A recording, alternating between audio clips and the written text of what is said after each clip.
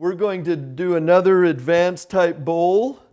This time we're going to use about 5 pounds of clay, make a slightly larger bowl, and we're going to be adding a slip decoration on the interior.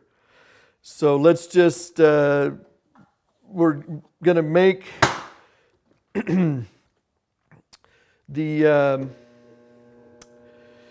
we're just going to make the bowl, and we're going to be very careful not to get the walls too thin, and we'll explain why here in just a minute.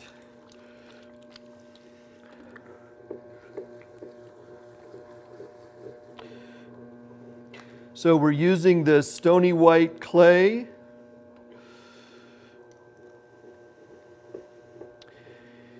And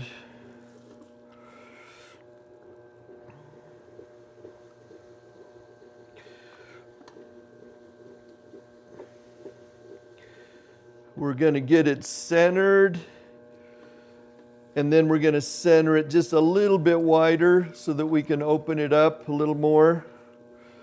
So just putting pressure and then rotating towards you.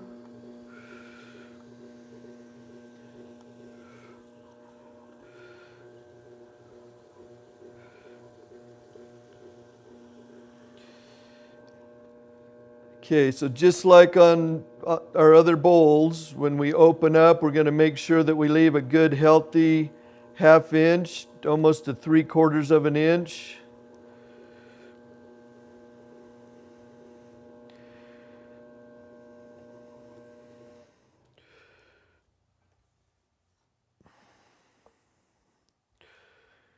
So nice, be able to trim a nice foot.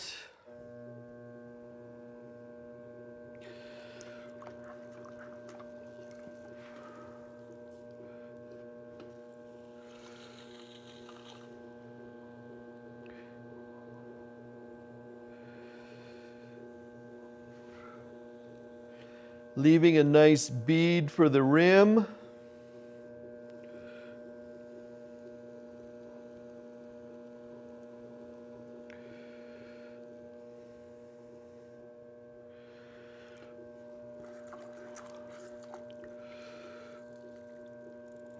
Still got plenty of clay down here, so we're going to actually get underneath that and start bringing that up and out.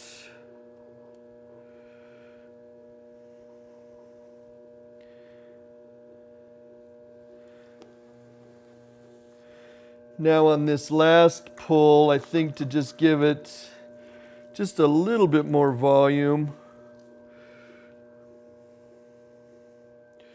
we're just going to let this inside hand push in and down a little bit.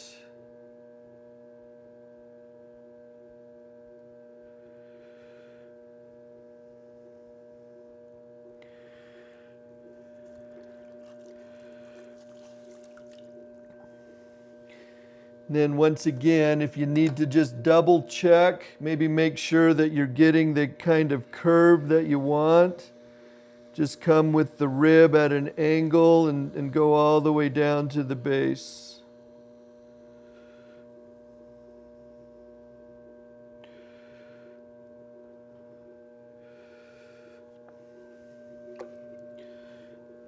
Just kind of smooth, bring that rim.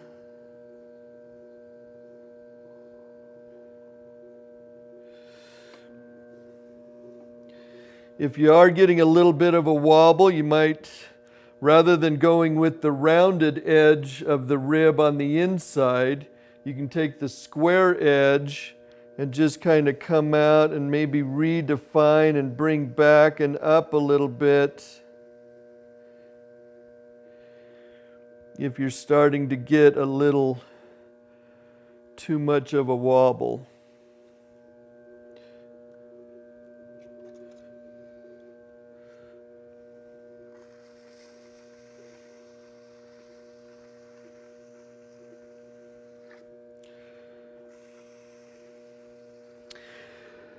Okay. We've mentioned decorating with slip. In this case, I have some B-mix.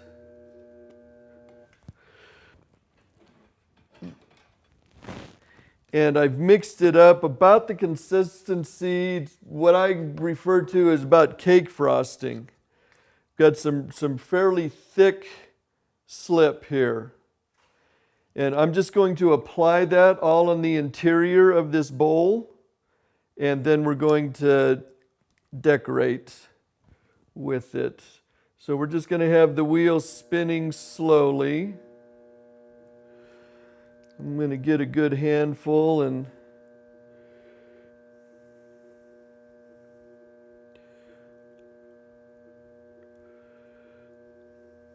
so this is the reason why we don't want the walls to be too thin.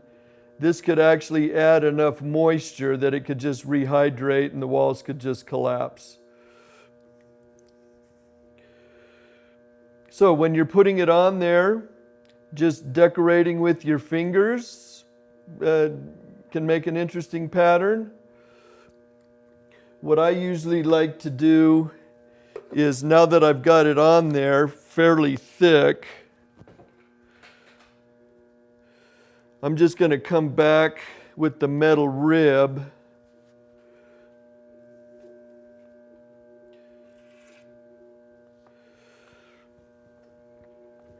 and I'm going to smooth it all down a little bit.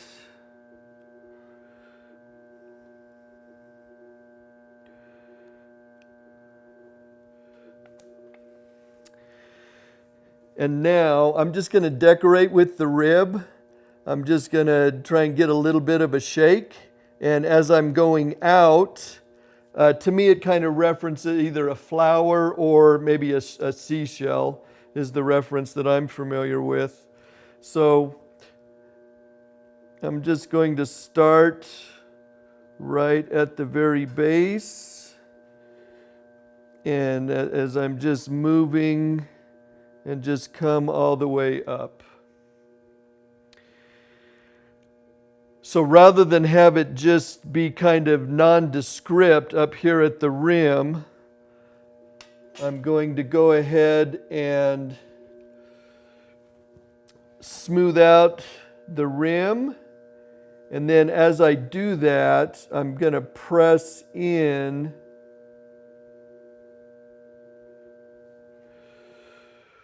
and it's going to give me that more distinct edge. Now when this all dries, when this gets completely bone dry, I'm going to trim it next. I've got one that's leather hard. But then when it's completely bone dry, you might want to take a Scotch-Brite pad. Some of those edges might get pretty sharp. You might not want them to be quite that sharp. So I'll just go ahead and knock those down when it's bone dry, and then it'll be just fine. And it's really nice the way the glaze lays in and out of those curves. So here's another technique that I don't think that we've done yet on any of the projects that we've had. Now that we're starting to make things that are a little bit wider on the bat, it makes it a little more difficult to just be able to take the wire and just be able to cut it and hold it. If you get a little bit of, if it gets a little loose, you're going to cut right up into it. So this is where we're going to start cutting things off while the wheel is turning. Certainly doesn't need to be going very fast, but we're going to have the wheel spinning. And I tell my students with nerves of steel that you're going to hold this as tight as you can and then just hold it and just cut through. And this way we know we're just flat against the bat. And we're going to do that on any of the forms that we have that are wider against the bat. Okay, so we have our textured bowl, and it's now leather hard. So we're going to trim a foot. I'm going to go ahead and take the push pin and put it out here so that we can just double check on the thickness of the walls. So let's get our foam bat.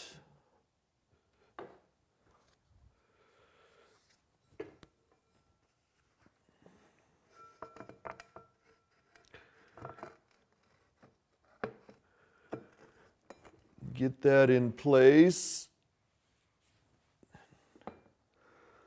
Line up. See where we're at.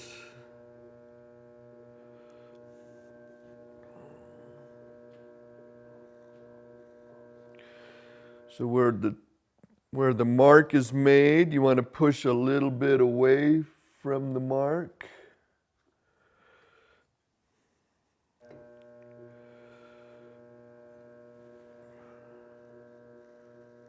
Now we're hitting pretty good all the way around. Yeah, so we're hitting pretty good all the way around. So now we can just start taking off that excess clay.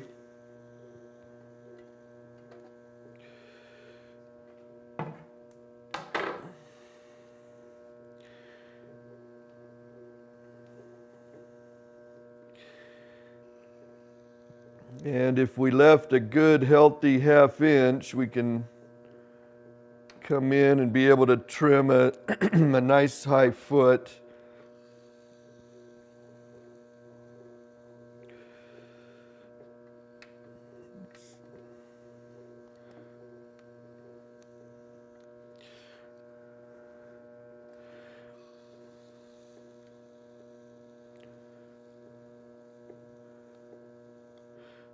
I don't know if you can hear it over there, but click, click, click. I'm hitting the pin right about here. So I know I'm good for this, for rounding this edge. And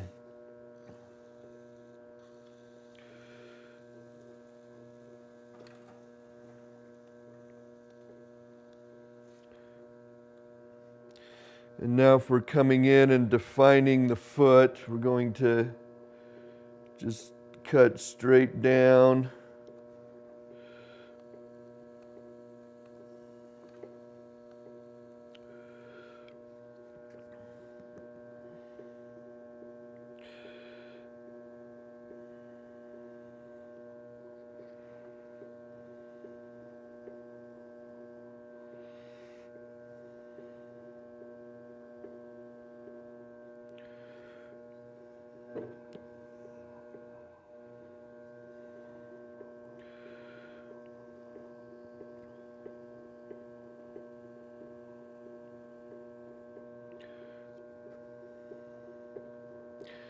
So once again, yes, I can move that slightly. We've got about a 1/2 inch, it's kind of a square foot. So just to give that a little bit more definition and detail, we're just going to bevel the inside edge. Clean that up. And then this clay is soft enough, I can just burnish with my fingers. I'm just going to round off that foot.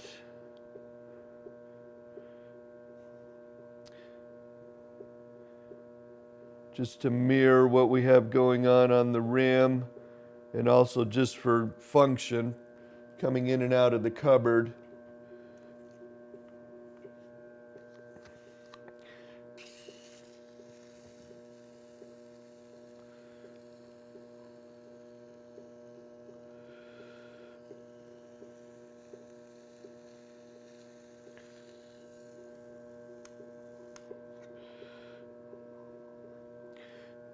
And then we can add our detail lines. We can put a line out here.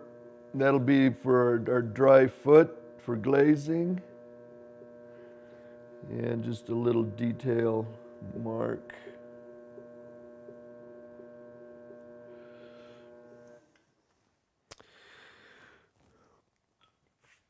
Okay, we can just double check. That bottom was pretty soft, so I'm just going to push it back just ever so slightly just to keep that even. Take the pin out and then cover up where you had the pin. And that finishes our textured bowl.